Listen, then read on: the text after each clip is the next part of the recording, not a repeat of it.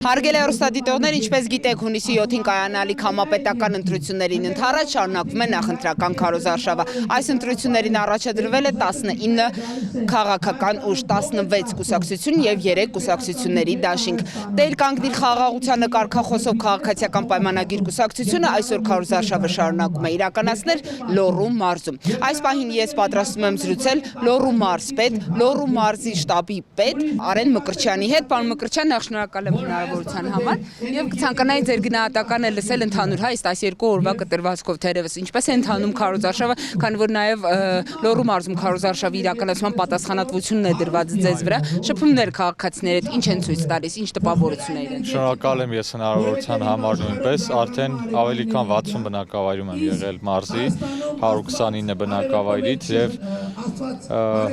այն ինչ տեղի ունենում 2026 թվականի համապետական ընտրությունների քարոզարշավում ես անվանում եմ երկու հարազատի զրույց։ Սա 4-րդ քարոզարշավն է, որին ես մասնակցում եմ շտաբի պետի կարգավիճակում առաջին անգամ մարզային շտաբի ղեկավարի։ Իսկապես երկու հարազատի խոսակցությունն է մեր եւ քաղաքացիների երկխոսությունը բոլոր 60 բնակավայրերում եղել է այդպես։ Վանաձորի բոլոր թաղամասերում, որտեղ շրջել եմ, բակային հանդիպումներ եմ ունեցել, փողոցներում շրջել ենք, մեր նախընտրական ծրագիրն ենք փոխանցել քաղաքացիներին, տնետուն շրջայցեր ենք իրականացրել, Ալավերդու թաղամասերում, հարազատի պես են ընդունում տնետուն շրջայցերին ճնշելով այսպես շակերտավոր հրավիրում են տուն, հյուրասիրում են, ջերմ խոսում են, զրուցում են եւ սա իսկապես մեծ ձեռքբերում է մեզ համար, որովհետեւ նաեւ այս 5 տարիներին ահռելի աշխատանք է կատարվել եւ ես կարծում եմ, որ մենք տեղերում լսում ենք այդ աշխատանքի գնահատականը։ 5 տարի առաջ քաղաքացին այդ ծանր մթնոլորտում, ծանր բարոյահոգեբանական իրավիճակում, ինչպես մենք, այնպես էլ մեր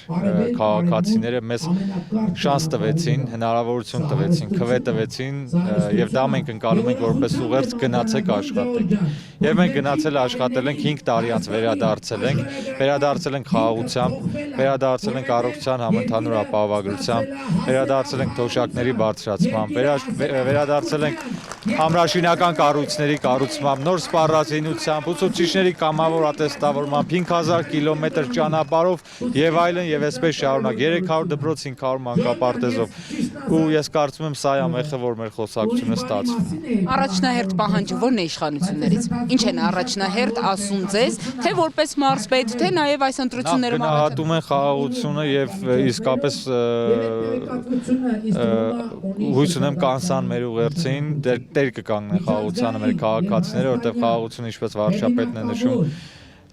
փոքր է, փոքրիկ է, որին պետք է խնամել, գուրգուրել եւ դարձնել կայուն եւ հարատև եւ բնականաբար նաեւ գյուղերում ներկայացնում եմ նախ արված աշխատանքը գլոբալ մեր ձեռքբերումներից հետո ու սկսում եմ թվել յուրաքանչյուր գյուղում 9, 10, 15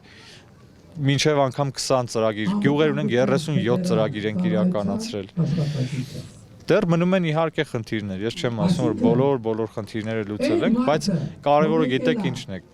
բնակիչը քաղաքացին հավատում է, որովհետև տեսել է, որ խմելու ջրի խնդիր ունեին լուծվել է, ճանապարհի խնդիր ունեին, օրինակ գլխավոր ճանապարհի լուծվել է,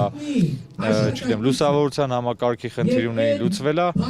ներգյուղական ճանապարհի խնդիր ունեն չլուծված, հավատում են, որ այս տարի, մյուս տարի կլուծվի, որտեղ արված աշխատանքը տեսել են, մանկապարտեզի խնդիրը լուծվել է եւ այլն եւ այսպես։ Աշխատատեղերի բացման, պարոն Մկրտչյան, մենք էլ քաղաքացիների հետ որ զրուցում ենք, նաեւ այս հարցն են բարձրաձայնում, որ քաղաքացիները այո պետք է ավելի շատ աշխատատեղեր լինի, որպեսզի ստիպված չլինեն, հա, համայնքը թողնել, մարզը թողնել եւ տեղափոխվել։ Ես էլ եմ բարբերաբար լսում այս մասին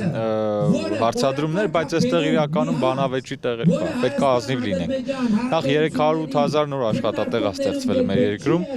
2018 թվականից ի վեր։ Տարբեր տեղեր էլի շրջայցերին, այո, աշխատատեղի խնդիր բարձրացնում են, բայց ես գնացել եմ օրինակ Միխայելովկա գյուղ, որտեղ նորակառույց դպրոցի շինաշխատանքներին մասնակցում են 14 օտարերկրացիներ Իրանից։ Եվ աշխարհը նշում է, որ տեղից ուղղակի աշխատակիցներ չի կարողանում գտնել արդեն։ Օրը 14,000 դրամ աշխատավարձով։ Ալավերդիում Հնդկաստանից աշխատակիցներ, հնդիկներ զբաղված են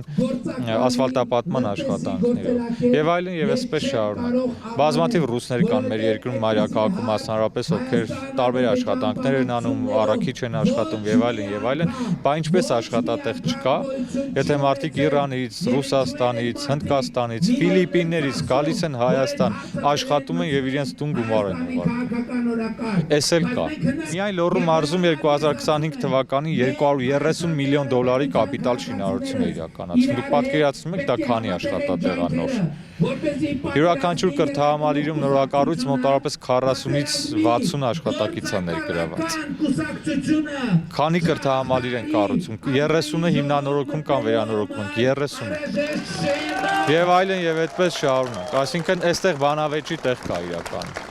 Պարոն Մկրտչյան, տեսեք, գնալով քարոզարշավը մտնում է շատ ավելի հայ, այսպես թեր պայքարի մեջ շատ ավելի նաև գնալով կանխավ ներողություն եմ խնդրում, բայց կոշտանում է նաև հռետորաբանությունը, թե վարչապետ Փաշինյանի, թե նաև ձեր ընդդիմախոսների, հատկապես Քոչարյանի, Գագիկ Ծառուկյանի, Սամվել Կարապետյանի։ Ես ուզում եմ նաև ձեր գնահատականը լսել այս առումով այդ խոսույթի մասով, քաղաքացին ինչպես է կարողանալու բովանդակային իմաստով ճիշտ որոշում կայացնել, ճիշտ ընտրություն կատարել հունիսի 7-ին։ Դրանք բոլոր երեքը, որոնք հավակնում են իշխանության, արդեն եղել են իշխանություն Հայաստանում։ Զավթված իշխանություն իհարկե, լեգիտիմ։ Սամվել Կարապետյանը Եղբայրը ով է եղել, բա։ Սերժ Սարգսյան, այո, 3 անգամ մեր մարզից պատգամավոր է ընտրվել։ Սերժի աշխատակազմի ղեկավարն է եղել, ՀՀԿ-ի ֆրակցիայի ղեկավարն է եղել ազգային ժողովում, բա ով է եղել։ Այս մարզի ամբողջ կադրային քաղաքականությունը, այս շրջանառվող խոսակցությունները իրենք են վարել։ Այդ թալանչի քաղաքապետերին բանի լրիվին այսօր իրանց շուրջը համախմբված է։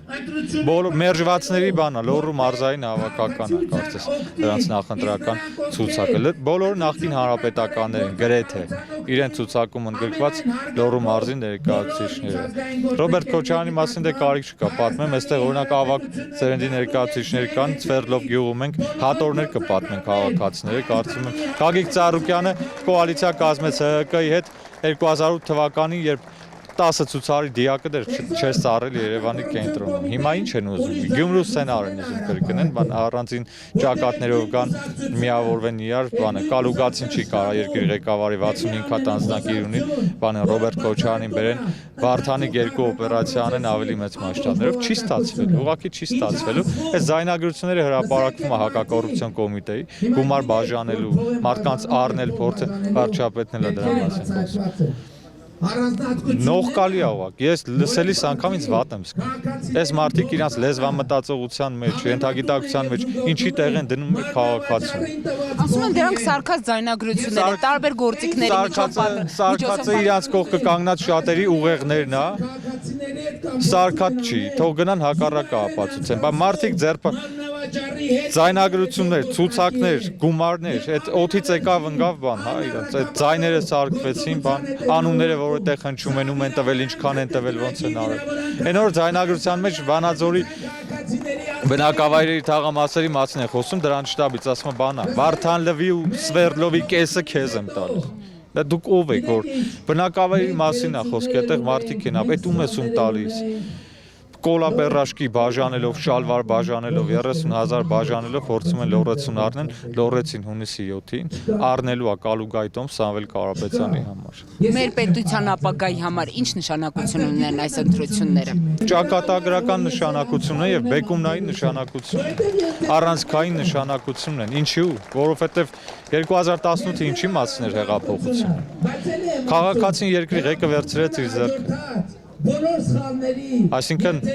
ընտրությունների միջոցով այսօր քաղաքացին որոշում է ում պատվիրակի, կառավարում ում չպատվիրակի։ Իշխանությունը պատկանում է ժողովրդին։ Ընտրությունները չեն կեղծվում, իշխանությունը լեգիտիմ է 2018 թվականից հետո առաջին անգամ եւ 8 տարի շարունակ։ Դա նշանակում է, որ երկրի ղեկը քաղաքացու ձեռքին է։ Այս ուժերը տեսել ենք իրանց կազմակերպած ընտրություններն էլ, իրանց այդ ու ջարդերը, սպանությունները, կոռուպցիան եւ այլն թալանը մեկը մյուսը։ Չի կարելի երկիրը հետ մտնել, գլորել 1991 թվական, լավագույն դեպքում։ Դա պետք է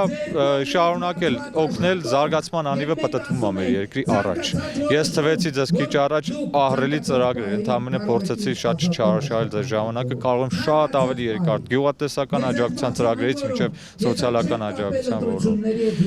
Եվ զարգացման անիվը սկսել է պատտվել առաջ։ 3-4 օրից միացնելու ենք Մղարդ եւ Արդվի գյուղերի խմելու ջուրը։ Գիտեք, որ 150 տարի այդ գյուղերը գոյություն են եւ խմելու ջուր չեն ունեցել։ 3-4 օրից միացումը կտանք։ Ցանց են կացրել 2 ամբողջ գյուղի տակով խմելու ջրի ցանց են կացրել։ 400 միլիոնից ավել ներդրում ար։ Փոքր գյուղերը։ Արդվին 100 բնակիչ ունի, Մղարդի 354։